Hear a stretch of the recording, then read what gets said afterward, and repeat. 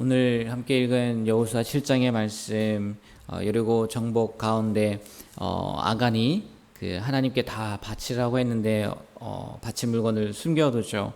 그래서 아이성에 대한 1차 공격이 실패로 돌아가게 됩니다. 물론 이때는 여호수아는 왜 그런지 몰라서 하나님 앞에 왜 이런 일이 일어납니까? 라고 이렇게 물으니까 하나님께서 그 이유들을 알려주시고 또 아간이 뽑히게 되고 아간과 그의 가족들이 다 죽게 되는 그런 내용이 오늘 말씀 가운데 기록되어 있는데, 이스라엘 백성들이 그 아이성을 공격했을 때 실패하지 않습니까? 그거는 아마 굉장히 큰 충격이었을 거예요.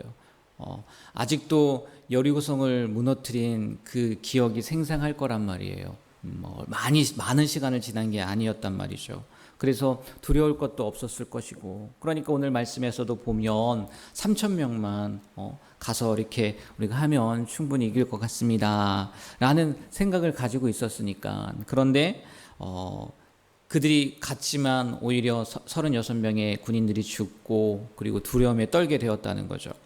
오늘 말씀을 통해서 우리가 유추해 볼 수 있는 것이 뭐냐면, 이스라엘 군대가 그 아이성, 그 작은 성이었지만 그 전투에서 진 이유는요, 단 하나였다는 거예요. 그게 뭐냐면 하나님께서 그들과 함께 하지 않으셨기 때문이라는 거죠. 하나님께서 이스라엘 백성들, 이스라엘 군대로부터 떠나셨기 때문이라는 거예요. 그래서 하나님께서 그 여호수아의 그 탄식, 간구, 그걸로 말미암아 내가 왜 너희 곁에 있지 않았는지, 너희 곁을 떠났는지 그 이유를 알려주셨는데, 그게 바로 하나님께 바쳐진 물건을 도둑질했다는 거죠. 그 죄로 인해서 군인 중 아무 정말 죄 없는 거죠. 시킨 대로 했을 뿐인데 36명이나 죽게 되고, 또 군인들뿐만이 아니라 그 사건을 경험한 이스라엘 백성들은 좌절에 빠지고 절망에 빠지고 두려움에 빠지고, 야 이제 큰일 났다.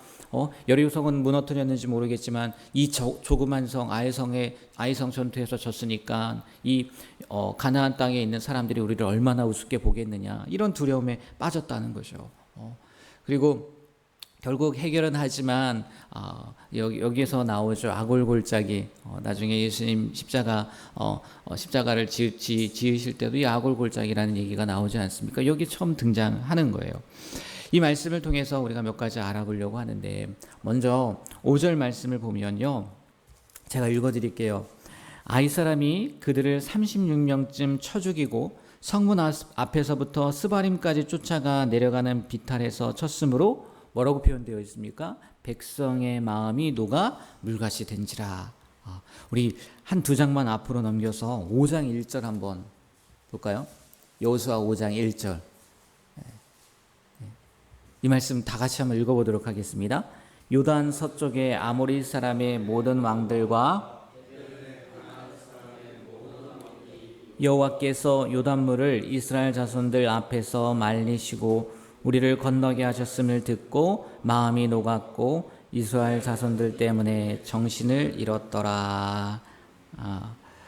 하나님께서 함께 하셔서 그 아모리 왕 시혼과 바산 왕 옥을 물리치고 요단강을 건넜을 때에는 그들로 인해서 가나안 모든 족속이 5장 1절에 뭐라고 표현되어 있습니까? 마음이 녹았다고 표현이 되어 있어요. 그런데 서두에도 말씀드렸지만 하나님께서 함께 하시지 않으니까 이번에는 가나안 족속들로 인해서 누구의 마음이 물같이 녹아요? 이스라엘 백성들의 마음이 물같이 녹았더라. 오늘 5절 말씀에 기록되어 있다는 겁니다. 조금 전에도 말씀드렸지만 하나님의 백성에게 있어서 하나님께서 함께 하시느냐, 그렇지 않느냐가 얼마나 중요한 것인지를 보여주는 말씀이라는 거예요. 여러분, 우리는 하나님의 백성입니다. 근데 하나님이 함께하지 않으면요, 우리는 어딜 가나 패배할 수밖에 없어요.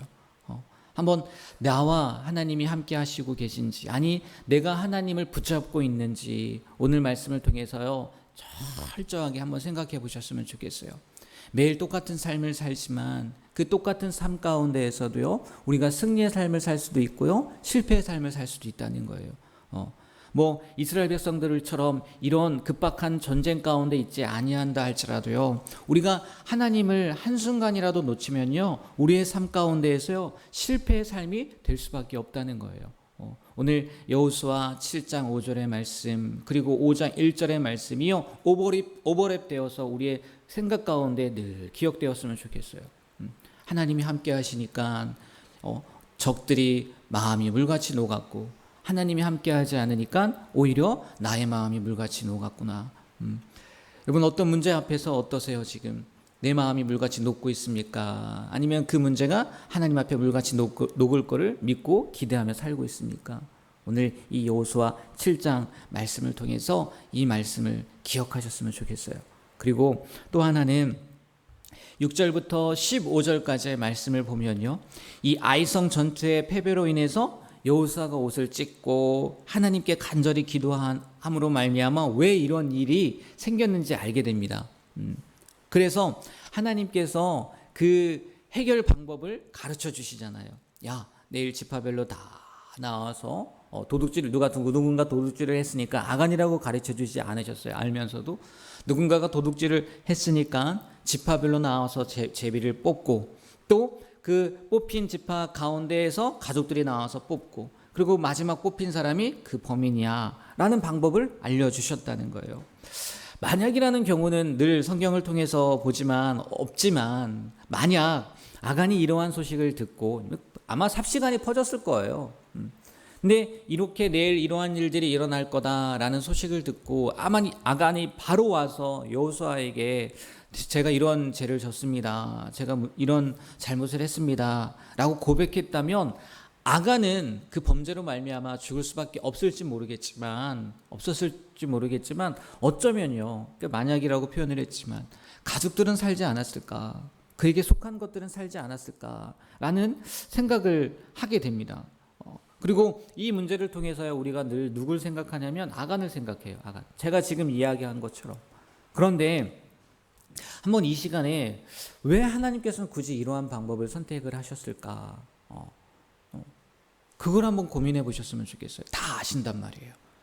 모르시는 분이 아니라고요. 야, 아간이 이런 범죄를 저질렀으니까 빨리 가서 아간을 불러오고 그렇게 해 라고 하지 않고, 지파별로 다 모아라, 그리고 제비 뽑아라, 그리고 그 뽑힌 지파들 가운데 또 가족들이 있으니까 그 가족들을 다 제비 뽑아라, 그래서 잡아내라.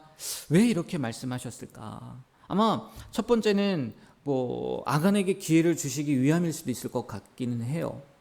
빨리 지파별로 뽑을 거니까 너희 얘기 들었으면은 네 마음에 정말 찔림이 있다면 와서 회개해. 아간에게 기회를 주시기 위함일 수도 있을 것 같고요. 두 번째는 하나님의 능력을 좀 더 극적으로 알려주기 위해서, 다 모든 사람이 모인 앞에서 봐라, 하나님은 정확하시지 않냐, 하나님은 너희들이 숨긴 것까지도 다 밝혀내시는 분이다, 이렇게 하기 위한 방법일 수도 있을 것 같더라고요. 그런데 제가 말씀드리고 싶은 것은 세 번째 방법이에요. 세 번째 이유예요. 뭐냐? 이스라엘 백성 전체에게 물으신다는 거죠. 알아요, 아간인 줄. 아간이 뽑힐 것도 알죠. 제비 뽑으면 당연히 아간이 뽑히죠. 그런데 그럼에도 불구하고 이스라엘 백성들 전체를 모아놓고 하신 이유는 뭐냐? 야, 너희들은 한 공동체야. 이스라엘 민족은 한 하나님을 섬기는 하나의 신앙 공동체고, 동일한 언약으로 뭉쳐진 한 언약 공동체야.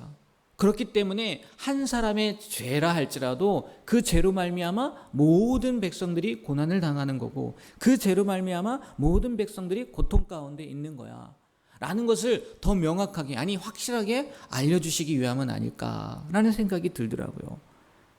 맞아요, 여러분. 우리가요, 각자 개개별로 사는 것 같지만 우리 교회 안에 하나님께서 한 가족으로, 한 공동체로 묶어주시지 않았습니까? 한 사람의 문제가요, 우리 교회 전체의 문제일 수 있는 거예요. 한 사람의 아픔이요, 우리 전체의 아픔일 수 있는 거예요. 오늘 말씀처럼 한 사람의 범죄가요, 우리 전체의 범죄로 하나님 앞에는 비춰질 수 있다는 거죠. 나 한 사람이 너무나 중요하다는 거. 나 하나의 행동 때문에 우리 교회 전체가 복이 될 수도 있는 거고, 나 하나의 행동 때문에 우리 교회 전체가 정말 안 좋은 영향을 받을 수도 있다는 것을 늘 기억하며 내가 교회다, 내가 중앙 교회다, 내가 어떤 교회다 라는 것을요 늘 기억하고 명심하고 살았으면 좋겠어요. 그래서 마지막으로 말씀드리고 싶은 것도 그거거든요. 우리 지난 주일날 목요일이었죠. 라합 한 사람으로 말미암아 어떠한 일이 일어납니까? 그의 가족들이 다 구원을 받아요. 심지어 그 집에 들어온 사람들조차도 구원받았을 거라고 말씀드렸어요. 그런데 오늘 말씀해 보니까 누구 하나 때문에요? 아간 하나 때문에 그의 가족들이 다 죽임을 당하는 거예요. 그에게 속한 것들까지도 다 죽임을 당하는 거예요. 한 사람이 그렇게 중요한 거구나. 내가 그렇게 중요한 거구나. 그 말씀을 오늘 여호수아 7장 아간의 그 범죄로 말미암아 우리가 깨닫게 되는, 그리고 다짐하게 되는, 내가 아간은 되지 말아야지. 그리고 우리 교회의 얼굴이 되어야지. 이렇게 다짐하고 결단하고 그렇게 살아갈 수 있는 우리 중앙교회 모든 성도님들이 되길 주님의 이름으로 축복하고 또 부탁드립니다. 기도하겠습니다. 하나님, 오늘도 생명 주시고 주님 앞에 나와 귀한 말씀으로 오늘 하루를 시작하게 하시는 애 너무나 감사드립니다. 오늘도 귀한 말씀 허락해 주셨는데 그 말씀대로 우리가 살아가는 하루가 되게 하여 주시고, 또 우리가 우리 교회의 얼굴이라는 것, 아니 내가 그렇게 소중한 존재라는 것, 내가 얼마나 중요한 존재라는 것 다시 한번 기억하고 나의 말 한마디, 나의 표정 하나, 나의 행동 하나조차도 우리 교회를 위해서 말하고 행동하고 표정을 낼 수 있는 그런 귀한 삶을 살아갈 수 있는 우리가 되게 하여 주시옵소서. 그리하여 나 한 사람으로 말미암아 라합처럼 온 가족이 구원받게 되고 또 온 교회가 칭찬듣게 되는 그런 귀한 오늘 하루의 삶을 살아가는 우리 모두가 되게 하여 주시옵소서. 예수님의 이름으로 기도합니다. 아멘.